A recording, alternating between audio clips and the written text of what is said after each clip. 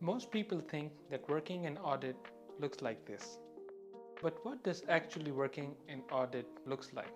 Hi, my name is Zubair Suhail, and a couple of years back, I was working as an audit associate in the Deloitte Jeddah office in their audit and assurance division. And in today's video, I will be sharing with you what a Big Four audit firm does, how is the engagement team structured, and what a typical day of an audit associate looks like at a Big Four firm. So what is a Big Four audit firm? Audit firms are often referred to as Big Four due to their global dominance in the accounting and auditing industry. And the Big Four audit firms are Deloitte, PwC, KPMG, and EY. These firms are considered the largest and most prestigious in the industry, providing a wide range of professional services such as auditing, consulting, tax advisory, and financial advisory. The size and global operations of a Big Four allows them to handle complex and multinational engagements, offering services across different industries and geographies. Their reputation and expertise makes them the go-to choice for many clients when it comes to seeking auditing and professional services. What are the kind of professional services that Big Four audit firms provide? They do financial statement audits, risk assessment, testing and analysis of financial data, dealing with compliance and regulatory matters for their clients, communication and reporting on audit findings and audit reports, and client relationship management. Even within the audit and assurance division of a Big Four audit firm, there are multiple types of audit engagements that they can be involved with.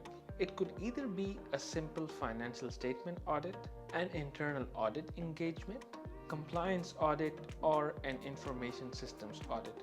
For the purpose of this video, I will be focusing on the financial statement audit as that was the one that I was involved with during my time at Deloitte. It is also important to note that there is no exact team structure when it comes to audit engagements, and the structure of the team can vary depending upon the kind of work that has been assigned. There are certain roles that you might find in a bigger team, but as the team gets smaller, the audit managers decide the kind of roles that they need on the team and how they can finish the audit in the most effective and most efficient way. So a lot of people ask, what is it like working in the audit industry at a Big Four firm? And I can tell you from my experience that no single day is going to be the same. Every day is a whole new experience. Whether it is about meeting a new client or learning about a new industry, there is always going to be a new and unique challenge waiting for you to take on every day. So for most Big Four audit firms, you are trying to get everything done in those 2 to 4 weeks. And that is why for the people working in audit firms, that is the time period where the hours can be extremely long and demanding. But it goes without saying, some of the most exciting days in an auditor's life come during the busy season. And each financial year, the busy season lasts typically between 4 to 6 months. That is the time when you learn the most. As an audit associate, I usually used to get up at 7 a.m. in the morning, and it goes without saying that if it was during the busy season, I would have been tired by sleeping late the night prior. The attire for work was always formal, and you always had to put on a tie, and there was no compromise on that. Regardless of whether you're going to the office or at the client, you were always required to have a tie on. And there were no casual days during my time when I was working at Deloitte. So every day of the week, you had to be dressed formally, unless you were coming in on a weekend, and that is the time when we were allowed to wear casual. So there were days when I had to go into the office even during the busy season, but on most days during the busy season, I was required to be at the client. So in case if you're going to the office, you were supposed to be there by 8:30 a.m. Some people still used to come in a bit late, like 9:30 or even at 10, but that was understandable given that most of the people were already working long hours. And then the other thing was that as the later you come in at the office, the later you're going to leave. But then again, even if you come in early, there is no guarantee that you will get to leave on time. So sweet spot for me was 8:30 a.m. between 8:30 a.m. to 9 a.m. and that is where I would make sure that I get into the office. But if I was required to go to the client, there we had a little bit more flexibility and we could be in by 9 to 9:30 a.m. And one reason for that was because most of the times when the client comes in, they need some time to get ready and set the place up for the auditors. So it was considered a common courtesy to be there by 9 so that everything is all ready and you can just get straight into work. So between 9 to 9:30 a.m. I would reach the client, and the first thing that I would do as soon as reaching the site was go and say hi to the client. And this would also ensure that if there were any requirements that you had sent them on the day prior, they should start preparing for it. Clients usually used to have a separate area or a meeting room assigned for the auditors, so that was a good thing that you always had a place to sit and where you can work peacefully. And during the first year as an audit associate, sometimes talking to the clients can be a bit nerve-wracking. And that is one thing that you need to get used to. Apart from learning about the audit engagements, I also made sure that I was training myself to know what I am going to ask the client and the reason for asking those questions. Sometimes it can be a bit complicated because as soon as the client knows that you are a junior auditor or an audit associate and you are the newest member on the team, tend to not take you so seriously, and sometimes the question that you might ask, they might not have the time to respond to those. So my advice on that is to always talk to your seniors and the assistant managers on the team and let them know in advance that what are the questions that you are planning to ask the client, so that they can give you some guidance so that those are the right questions to ask or not. And if not, then what are the questions that you should be asking them. So once I had settled in and informed the client that I am on site, I would then start by checking my emails. And like any other professional organization, emails is the number one way we communicate in an audit firm, and staying on top of that is going to be crucial because we get a lot of emails from different clients depending upon the number of engagements that you're working on at the same time. So that is why the best thing that I used to do was that prioritize my emails by folders and clients, and then if I'm working with different managers, I would assign each of these managers their folders. So that is the first thing that I would do, that I would start looking at the emails and then putting them into the right folders and making sure that I have all the things that I need for the client at which I am sitting on that particular day. Once the emails were done, that is where the main work of the day starts, and that is working on the actual audit engagement file. So as soon as I would open the audit engagement file, I would start looking at the notes that might have been given to me from the day before from either the partner or the managers. So in an audit engagement, how the team operates is that we have a central file where all the audit evidence and data is gathered, and each member on the engagement team has access to that file. And then from there on, you can also track what was the last activity on the file and by which member of the team, and for all the sections that you have finished, whether you have closed it or not. And then from there on, it goes to whether the manager has reviewed those sections and whether there are any notes left on those sections. And that is how we used to navigate the file, that we would start looking at the sections that I had closed from the day before and then making sure that all the notes that the manager has given me, either I have closed them, or if I need any further explanation on those, I would leave my notes so that the managers can take a look at it and let me know what is happening. In this way, everybody has the full control over the file, and we know exactly like which section each person is working on at any time of the engagement, and in case if there are any changes that need to be made, everybody gets informed accordingly. So as an audit associate, I was mainly involved in the planning and testing areas of the audit, which are usually considered the lower risk areas. In most of the cases, if it's not a new client, we would have data on that client from the prior year, and things become a lot easier for new joiners that they can just go through the file from the past year and see that how the audit was conducted. It also makes it easier to roll over the file for the new year because most of the sections are already created and you don't have to start everything from scratch. But in case if it is a new client, then you might have to start building everything from scratch. Even then, we look at similar files from different engagements and then use that to create the file and then change the sections accordingly depending upon the type of the client. So even when I was doing the testing, I wasn't afraid to ask questions, and even if it was an older client and that is how the thing was done in the past, I would still ask questions to my seniors and managers so that I can have a better understanding of the audit and ensure that I have grasp on what I'm doing, and main thing is the reason why I am doing this test. And that is one of the good things about a Big Four audit firm, that they have a very open culture and everybody has the right to ask questions. And as long as you're doing respectfully, you can ask the questions to develop a better understanding of the processes, even though the same process might have been done numerous times in the past. Also, as an audit associate, most of the times you will be the one responsible for having a coordination on the day-to-day between the client and the engagement team. So you are sort of like the face of the team, and sometimes you are the one who is taking the beating from the client in case if they refuse to share something with you, or something has been provided in the past but it was asked again. So it could be a bit of a tricky position to be in, but it also gives you a great experience and an opportunity to learn and understand how to deal with different types of clients.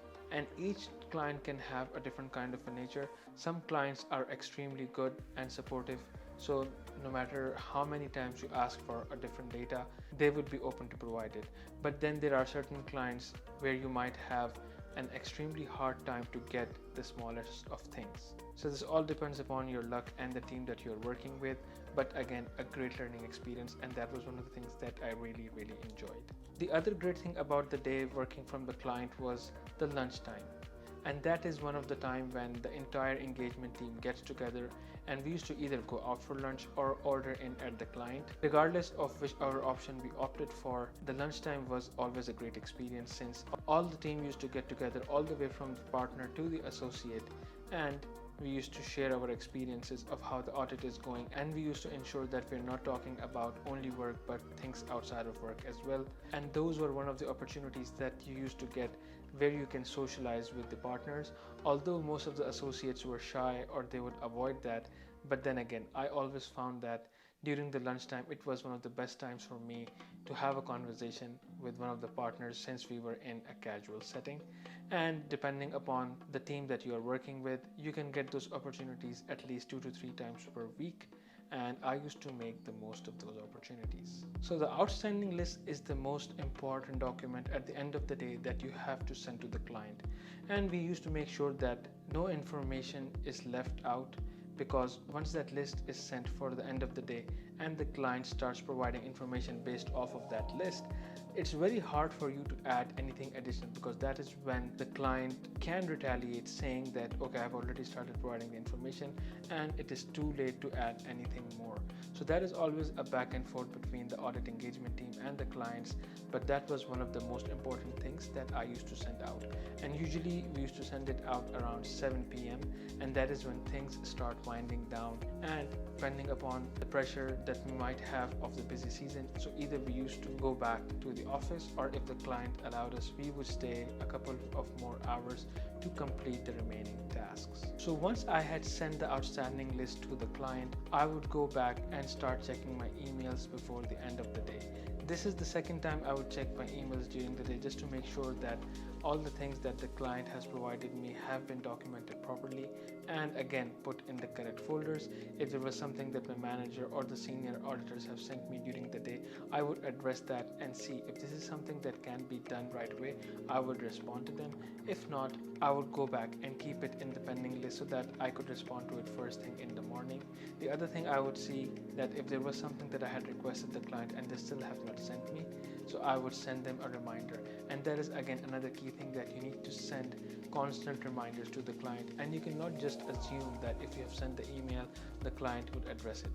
And that is the key thing that I had learned over the years at Deloitte, that you cannot just assume anything and you have to be on top of your emails. After checking my emails, I would go to my manager or the senior on the audit engagement team and check in with them.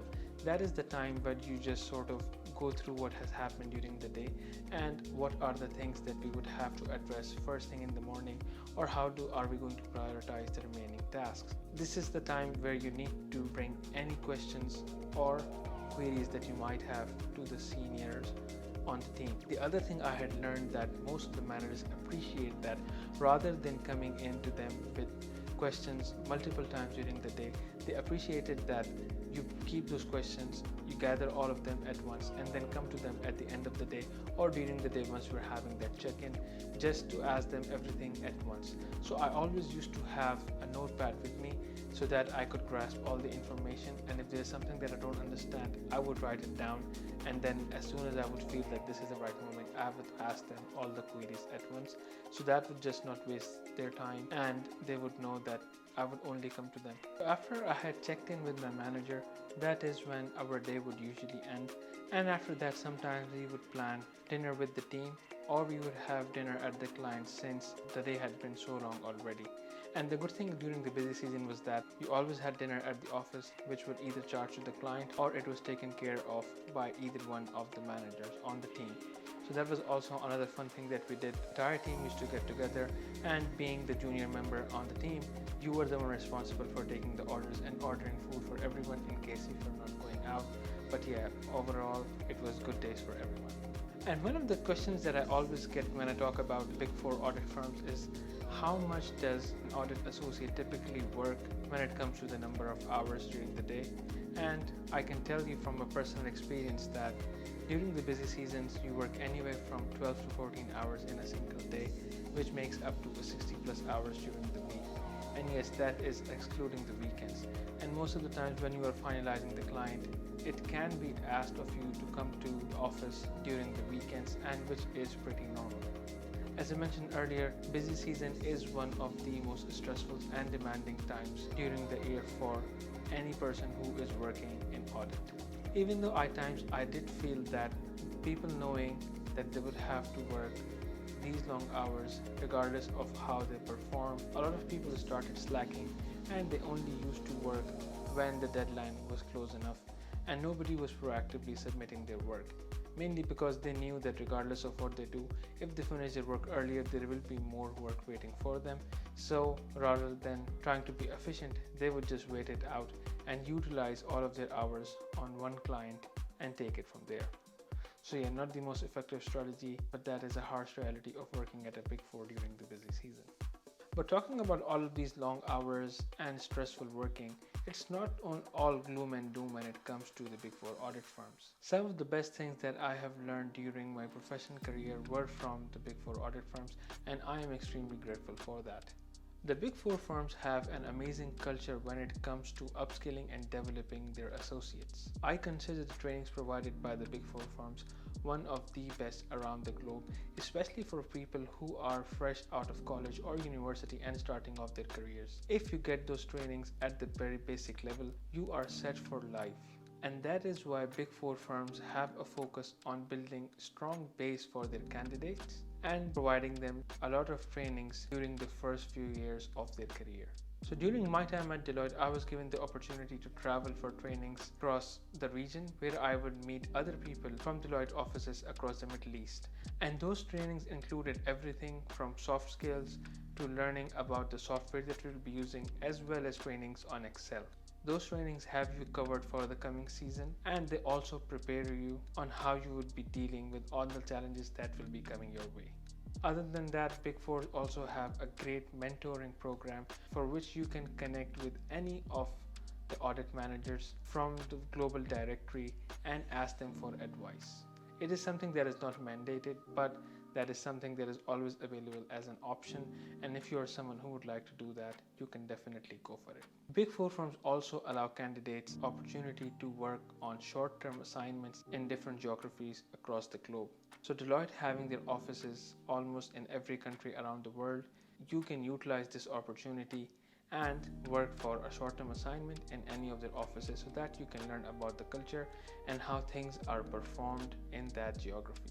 This is also a good stepping stone for someone who might be willing to relocate in the future, and then you can get an internal transfer through Deloitte where all of your expenses are covered and you are given the opportunity to start your career in a different country, which is something that very few organizations outside of the Big Four have the capacity to offer their candidates. And just like any other experience in life, I had my worst and my best days at a Big Four. One of the worst days was when I didn't get to sleep for straight 24 hours and the entire engagement team was at the office and we were all just working around the clock, and after 24 hours we were just given enough time to go back home, sleep for 6 hours and come back because we had a deadline that we needed to meet and there was no way we could have pushed it, and the entire team that was working on that project was required to be at the office. But then again, I also had an amazing experience, and the best day for me at a Big Four firm was when I got to work on an engagement with a childhood friend of mine who was already a manager. And needless to say, both of us did not work on a single thing for almost 80% of the time. But then again, when the deadline was close, we finished the entire work within 20% of the time. And that was one of the best days for me. From there on, I didn't get any other chance to work with my friend on any of the engagements while I was at Deloitte. But then again, that one chance was totally worth it. And finally, a lot of people ask me, given the pros and the cons of the Big Four audit firm, why did I decide to leave the Big Four? And that is something that I felt that I wasn't the right candidate for the culture of a Big Four, given the long hours that they work and the way the audit is performed, which is quite stringent because you are given outlines and procedures on which you have to perform the processes, and there is no creativity in that. Whereas personally, I feel that I am a person who enjoys creativity in their work, and that is why I chose the field of finance, where I got the most freedom to perform the tasks. So given the prestige and all the amazing experience that a Big Four audit firm can provide to a candidate, a lot of people have these questions that why is there a high turnover when it comes to retaining talent at Big Four firms? And if you were to look at the average that a person spends time in the Big Four audit firms, it varies from somewhere between 2 to 5 years, 2 being the lower end and 5 being the median. There are still certain people that do love staying at the Big Four audit firms, and those are the people who go on to become the senior managers, directors, and the partners at the Big Four audit firm. Other than that, most candidates use Big Four audit firms as a stepping stone. And in my own personal experience, I really appreciated the audit firm helped me develop and the training and the learning experience that it provided. But still, I felt that there was something missing, that I was looking for a professional career, and I did not see myself staying there for a very long time. The first reason being that it always had very long working hours. Even outside of the busy season, there were certain months where you would be expected to work long hours, given that there were certain clients had a different financial year end than the typical one at the end of the calendar year. The second main reason that I felt the audit firm was not the right place for me is that audit firms, when it comes to especially audit engagements, give you an outline of the processes and the way you need to perform it. So there is only a very limited capacity in which you can get creative.